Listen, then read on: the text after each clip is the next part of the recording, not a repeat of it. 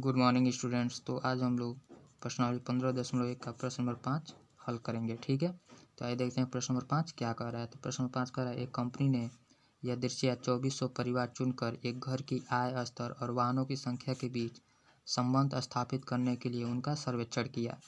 एकत्रित किए गए आंकड़े नीचे सारणी में दिए गए हैं। ठीक है, तो यहाँ पे सारणी बनाया हुआ है। ठीक है,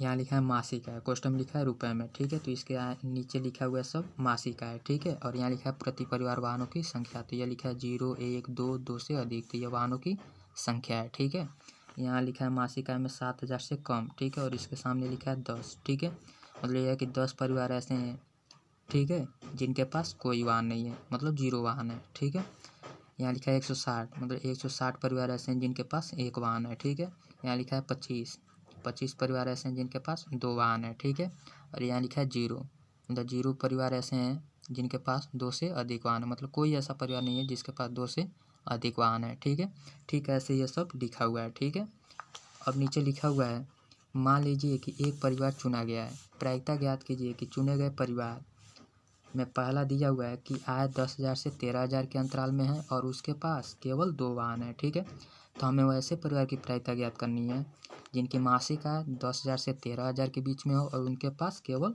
2 वाहन हो। ठीक है, तो चलिए इस प्रश्न को हम लोग हल कर लेते हैं। ठीक है,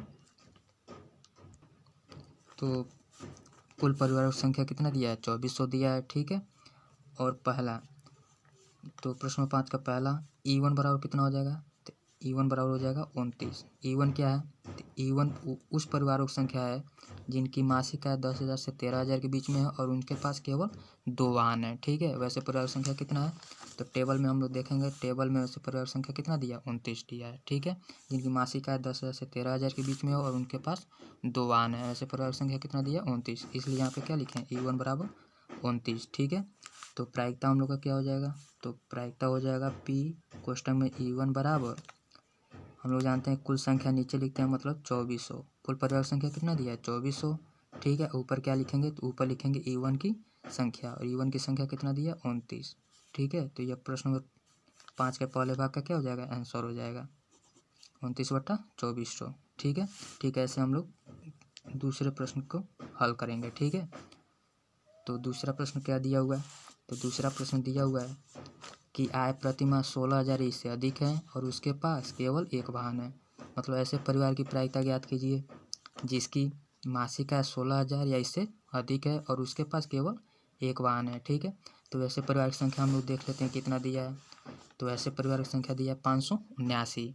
ठीक है, जिसकी मासिक आय क्या है, 16,000 इससे अधिक है और उनके पास एक वाहन है, तो इसे हम लोग E2 मान लेंगे।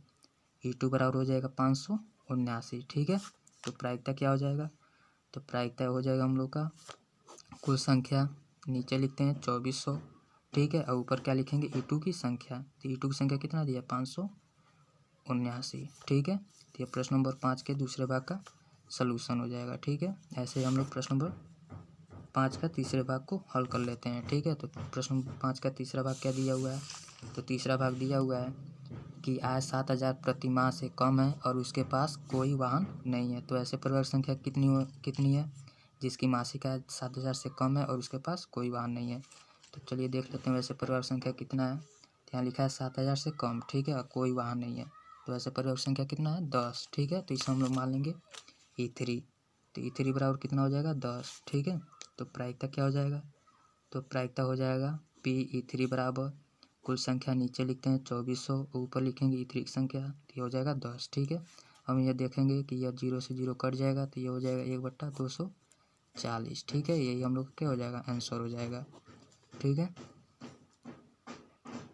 तो यहाँ पे प्रश्न नंबर 5 का पहले भाग का सोल्यूशन लिखा गया है। ठीक है, इसे देख के आप लोग कॉपी में लिख लीजिएगा। यहाँ पे प्रश्न नंबर 5 का दूसरे भाग का सोल्यूशन लिखा गया है। ठीक है, और यह है प्रश्न नंबर 5 का तीसरे भाग का सोल्यूशन। ठीक है, तो इसे आप लोग कॉपी में देख के लिख लीजिएगा। ठीक है, अब हम लोग प्रश्न नंबर 5 का चौथा भाग और 5वां भाग अगले वीडियो में सॉल्व करेंगे। ठीक है।